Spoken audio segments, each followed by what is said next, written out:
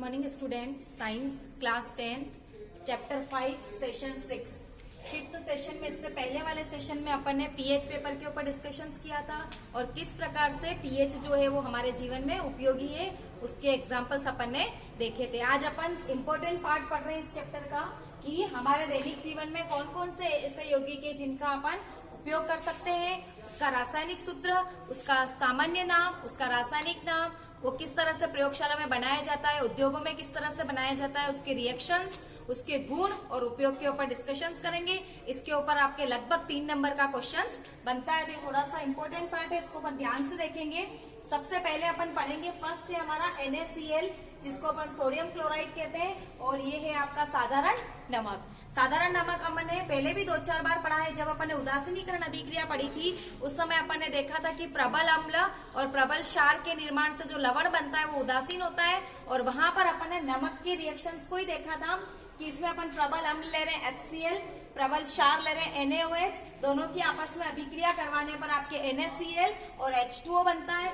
NaCl जो है वो उदासीन है, अतः इसका pH क्या होगा, 7 होगा। देखेंगे किस तरह से बनता है, तो जनरली देखें तो इस तरह से बॉन्डिंग होती है। आपके पहले H+ और Cl माइनस आयन बनता है, इधर आपके Na+ और OH माइनस आयन बनता है, विपरीत आवेश आपस में क्लोज आकर NaCl का फॉर्मेशन होता है और ये वाला H इसके साथ में बंध बनाता है और आपके क्या बनता है, H2O बनता है। तो इस प्रकार से प्रबल अम्ल और प्रबल क्षार की अभिक्रिया से आपके सोडियम क्लोराइड या नमक का निर्माण होता है। नमक हम सब जानते हैं दिखने में श्वेत होता है, क्रिस्टल्स फॉर्म में पाया जाता है, इसका उच्च गलनांक होता है यानी कि लगभग 1081 केल्विन से इसका गलनांक होता है। जल में अत्यधिक विलय होता है और जलीय विलयन में आयनित होता है। आयनित का मतलब जैसे ही अपन इसका जलीय विलयन बनाएंगे ये जो है वो Na+ और Cl- के अंदर आयनित हो जाता है। देख रहे हैं अपन, इसका उपयोग है भोजन का स्वाद बढ़ाने में, खाद्य परिरक्षण के रूप में। जितने भी खाद्य पदार्थ है मोस्टली उनको प्रिजर्व करने के लिए नमक का उपयोग किया जाता है। सी फूड जितने भी होते हैं जैसे कि मछली, और आप देखेंगे इमली अगर हमारी मम्मी घर पे प्रिजर्व करती है तो इमली के लड्डू बनाती है, उसके ऊपर नमक डाला जाता है। नींबू, इन सबको प्रिजर्व करने के लिए यानी कि सूक्ष्म जीवों की इसमें ग्रोथ नहीं हो उसको परिरक्षित करने के लिए नमक का उपयोग किया जाता है। हिमीकरण मिश्रण बनाने में नमक का उपयोग करते हैं। ऐसा द्रव जो ठोस अवस्था में आ जाए और हिम यानी कि आइस के समान दिखाई दे, ऐसा मिश्रण बनाने के लिए किसका उपयोग करते हैं। साथ ही आपको पता होगा बर्फ की सिल्ली जो ज्यादा समय तक ठोस अवस्था में बनी रहे उसके ऊपर भी नमक की बहुत सारी परत चढ़ाई जाती है। नेक्स्ट रासायनिक यौगिकों के निर्माण में for example sodium hydroxide, sodium hydrogen carbonate, sodium carbonate, विरंजक चूर्ण यानी कि CaOCl2 इत्यादि के निर्माण में भी हम साधारण नमक का उपयोग करते हैं। तो हमने फर्स्ट यौगिक देखा था हमारा नमक। सेकेंड अपन शुरू कर रहे हैं सोडियम हाइड्रोक्साइड जो कि एक प्रबल क्षार है। अभी अपन ने इसकी रिएक्शंस में इसको यूज किया था। इसका सामान्य नाम होता है कास्टिक सोडा। घर पे भी आपको पता होगा मम्मी साबुन वगैरह बनाती है तो कास्टिक सोडे का उपयोग करती है। इसका सूत्र क्या हो गया, NaOH। इसका निर्माण जो है वो सोडियम क्लोराइड यानी कि नमक के जलीय विलयन में इसको रखने पर जलीय विलयन में ये अपघटित हो जाता है। बताया था मैंने किस प्रकार से दोनों आयनों में अपघटित हो जाता है और आपके क्या बनता है, NaOH, क्लोरीन और हाइड्रोजन। इसमें आपके क्लोरीन जो है वो एनोड पर आती है यानी कि पॉजिटिव चार्जेस पर, और हाइड्रोजन और सोडियम हाइड्रोक्साइड जो है वो आपके कैथोड पर प्राप्त होता है। इसकी रिएक्शंस अगर अपन देखें तो 2NaCl यानी कि नमक के 2 यौगिक लेंगे और अपन उसका जलीय विलयन बनाएंगे जिसमें आपकी क्या बनेगा, NaOH और क्लोरीन और हाइड्रोजन गैस रिमूव होगी। देखना अगर अपन चाहे बॉन्डिंग तोड़ना चाहे इसकी सामान्यतया जनरली तो समझने के लिए बता रही हूं मैं, H2O के 2 अणु ले लिए तो आपके क्या बन रहा है, ये दोनों Na और ये आपके OH दोनों जो है वो इस तरह से निकल जाते हैं। Cl आपके यहाँ पे 2 ले रखे इसलिए Cl2 बनती है और ये आपके H2O बनता है। बॉन्डिंग को इस प्रकार से तोड़ के भी अपन समझ सकते हैं लेकिन एग्जाम में आपको प्रॉपर रिएक्शन ही देनी है। यह श्वेत चिकना होता है, ठोस रूप में पाया जाता है। इसके गुण देखें तो गलनांक जो है वो नमक से इसका गलनांक थोड़ा सा कम होता है, 591 केल्विन होता है। जल में शीघ्र विलय होता है। प्रबल क्षार जल में आयनित होने पर प्रबल विद्युत अपघट्य के रूप में काम करता है। प्रबल क्षार अभी अपन ने बात की, जब अपन NaOH का जलीय विलयन बनाते हैं तो ये अपने आयनों में विभक्त हो जाता है और क्या बनता है, Na+ और OH माइनस, क्योंकि ये तुरंत जल में आयनित हो जाता है, अतः यह प्रबल विद्युत अपघट्य के भांति भी कार्य करता है और क्रिस्टल के रूप में पाया जाता है। क्रिस्टल जो होते हैं वो उसके प्रस्वेर होते हैं। उपयोग साबुन, कागज और सिल्क उद्योगों में। बॉक्साइट के धातु कर्म में, बॉक्साइट जो है वो आपके एल्यूमिनियम का एक अयस्क है। अयस्क किसे कहते हैं? जिसमें उस धातु की मात्रा ज्यादा हो और औद्योगिक रूप से उसको निकालने से आर्थिक लाभ होता है, ऐसा जो पदार्थ है वो आपका अयस्क कहलाता है। खनिज और अयस्क में डिफरेंस होता है। खनिज जो होते हैं वो आपके पृथ्वी से खुदाई के दौरान जो भी निकलता है वो खनिज, लेकिन ऐसा खनिज जिसमें किसी विशिष्ट धातु की मात्रा ज्यादा हो वो आपका क्या कहलाता है? अयस्क। थोड़ा सा ध्यान रखेंगे, प्रत्येक अयस्क जो है वो खनिज होता है, लेकिन प्रत्येक खनिज जो होता है वो अयस्क नहीं होता है। तो यहाँ पे बॉक्साइट जो है वो एल्यूमिनियम का अयस्क है। इससे एल्यूमिनियम के शोधन में हम किसका उपयोग करते हैं? सोडियम हाइड्रोक्साइड का उपयोग करते हैं। तीसरा है आपके पेट्रोलियम के शोधन में, वसा व तेल के निर्माण में और प्रयोगशाला रिएजेंट यानी कि लेबोरेटरी रिएजेंट या प्रयोगशाला अभिकर्मक के रूप में भी अपन सोडियम हाइड्रोक्साइड का उपयोग करते हैं।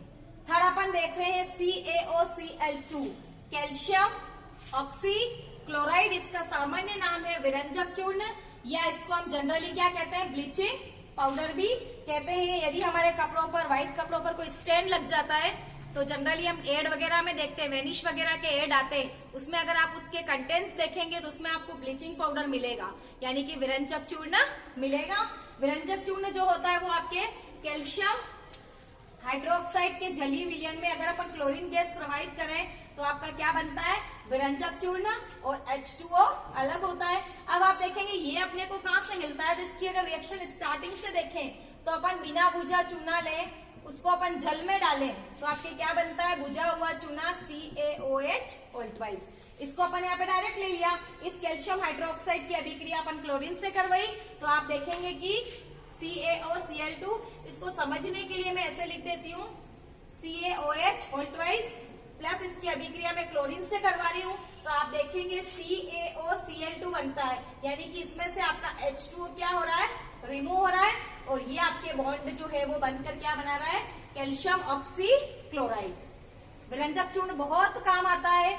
इसके गुण देखें तो पीला, तीक्ष्ण, गंध युक्त ठोस पदार्थ है, ठंडे जल में विलय होता है, वायु में खुला छोड़ने पर क्लोरीन गैस देता है। जैसे ही हमने इसको वायु में खुला छोड़ा, क्लोरीन गैस देता है। जो क्लोरीन गैस होती है वो जल के साथ अभिक्रिया करके, रिएक्शंस मैंने आपके यहाँ बता रखी है, क्लोरीन गैस जल के साथ अभिक्रिया करके देखो 2HCl बनाती है। 2HCl का मतलब अगर इसकी बॉन्डिंग देखें ClCl, ये ClCl आपके इस H के साथ जुड़ जाते हैं तो ये ऑक्सीजन परमाणु जो है वो सिंगल बचता है, इसलिए मैंने यहाँ पे ऑक्सीजन को परमाणविक अवस्था में लिखा है। अगर मैं O2 लिखती हूँ तो ये आपका अणु अवस्था में आ जाता है, द्विपरमाणविक अवस्था में हो जाता है और स्टेबल होता है। ये आपके स्टेबल नहीं होता है जब ये परमाणविक ऑक्सीजन जो है वो रंगीन पदार्थ के साथ में मिलती है तो आपके वो पदार्थ कैसा हो जाता है? रंगहीन हो जाता है, ब्लीच हो जाता है, और अपन इसके नाम से क्लियर हुआ विरंजक। रंजक यानी कलर, कलर को हटाने वाला। तो इस प्रकार से क्वेश्चन आता है कि विरंजक चूर्ण की ये विरंजक प्रक्रिया को आप समझाइए तो आपको ये रिएक्शंस देनी है कि जैसे ही वायु के साथ उसको खुला छोड़ा या जल में उसको मिलाया, तुरंत वो क्या करेगा? जल के साथ क्रिया करेगा और आपका HCl बनेगा और नवजात ऑक्सीजन बनेगी। वो नवजात परमाणविक ऑक्सीजन जो है वो ही स्टेन को क्या करती है? रिमूव करती है। तनु अम्ल के साथ क्रिया करके भी ये क्लोरीन गैस देता है। देखेंगे अपन, ये आपका कैल्शियम ऑक्सीक्लोराइड, ये आपकी तनु सल्फ्यूरिक अम्ल अपन ने लिया है। इसमें क्या होगा? ये Ca और ये SO4 आपके बॉन्ड बनाएंगे। CaSO4 आपका H2O जो है वो ये वाला H2O इस तरह से बनेगा और आपके क्लोरीन गैस जो है वो इस तरह से बॉन्ड टूटकर आपका यहाँ पर बॉन्डिंग बनेगी। इसका उपयोग जो है वो वस्त्र, कागज उद्योग में विरंजक के रूप में, पेयजल शुद्धिकरण में। ये जो क्लोरीन गैस मुक्त होती है ये पेयजल को क्या करती है? शुद्ध करती है, रोगाणुनाशक व ऑक्सीकारक के रूप में, और प्रयोगशाला अभिकर्मक के रूप में अपन विरंजक चूर्ण का उपयोग करते हैं। फोर्थ है आपका NaHCO3, सोडियम हाइड्रोजन कार्बोनेट, और इसको अपन बेकिंग सोडा भी कहते हैं या इसको अपन खाने का सोडा भी कहते हैं, जो अपन जनरली रसोई में मम्मी यूज करती है जब पकोड़े वगैरह बनाती है, इडली सांभर बनाती है तो उसको खस्ता बनाने के लिए हम जनरली खाने का सोडा यूज करते हैं। इसकी प्रक्रिया भी अपन देखेंगे कि वो खस्ता क्यों बनता है।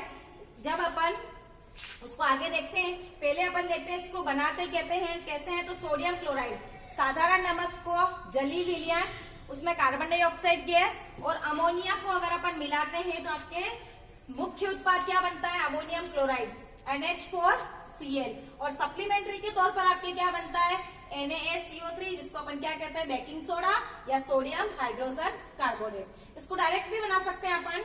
दो रिएक्शंस लिखी है मैंने। जब अपन सोडियम कार्बोनेट की अभिक्रिया कार्बन डाइऑक्साइड और जल से करते हैं तो आपके मुख्य उत्पाद के रूप में क्या बनेगा, 2NaHCO3, यानी कि बैलेंस रिएक्शन है। हमने यहाँ पर देखेंगे किस प्रकार से 2Na, तो यहाँ पे Na2 है, H आपका यहाँ से रिमूव होगा और CO3 जो है वो ये ऑक्सीजन आपके यहाँ पर जाकर बैठेगा। इस प्रकार से आपके क्या बनेगा, NaHCO3।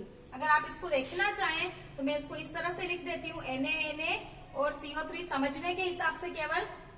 फिर है आपका CO2 और ये है आपका HOH, जल। तो हम देख रहे क्या बनता है, ये दोनों Na, साथ ही आपके ये H और CO3 जो है आपका ये वाला बन रहा है NaHCO3। साथ में आपके मुक्त क्या हो रहा है, हम देख रहे हैं CO2 और OH। NaHCO3 के दो अणु बन रहे हैं। ये देखिए आप NaH, ये दोनों H हो गए और ये O इसके साथ जुड़ गया, तो ये CO3 बन गया, ये CO3 बन गया और ये HH हो गया और ये दो अणु हो गए। इस प्रकार से आपके 2NaHCO3 बनता है। इसके गुण है, श्वेत क्रिस्टलीय ठोस के रूप में मिलता है, जल में अल्प विलय है, कम घुलता है, जलीय विलयन क्षारीय होता है इसका। जब अपन इसके जलीय विलयन को बनाकर लिटमस पेपर टेस्ट करते हैं तो इसका जलीय विलयन कैसा होता है, क्षारीय होता है। और गर्म करने पर कार्बन डाइऑक्साइड गैस रिलीज होती है। इस रिएक्शन को आप ध्यान से देखेंगे, क्वेश्चन आता है आपके इसके ऊपर। तो देख रहे हैं जैसे हम इसको गर्म कर रहे हैं, सोडियम कार्बोनेट बन गया वापस, साथ ही H2O, और ये जो कार्बन डाइऑक्साइड गैस रिमूव हुई है ये गैसीय अवस्था में होने के कारण ऊपर वायुमंडल की ओर जाती है और वायुमंडल में जाते समय खाद्य कणों को भी अपने साथ क्या कर लेती है, हल्का सा ऊपर उठा लेती है।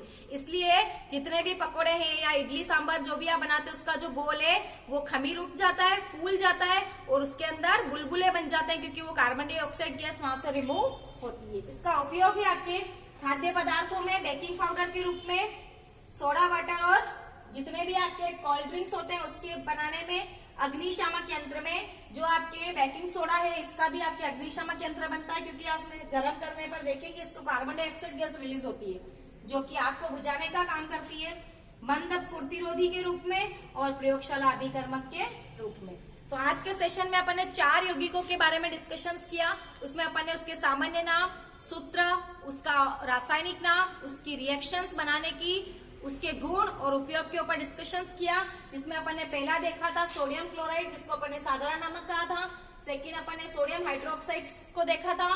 थर्ड अपन ने विरंजक चूर्ण यानी कि कैल्शियम ऑक्सीक्लोराइड को देखा था। और फोर्थ अपन ने NaHCO3 यानी कि सोडियम हाइड्रोजन कार्बोनेट के बारे में डिस्कशंस किया।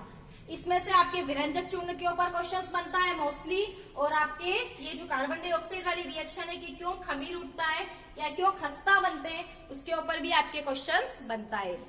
आज के सेशन में इतना ही। नेक्स्ट सेशन में अपन कुछ और यौगिकों के ऊपर डिस्कशंस करेंगे। Thank you.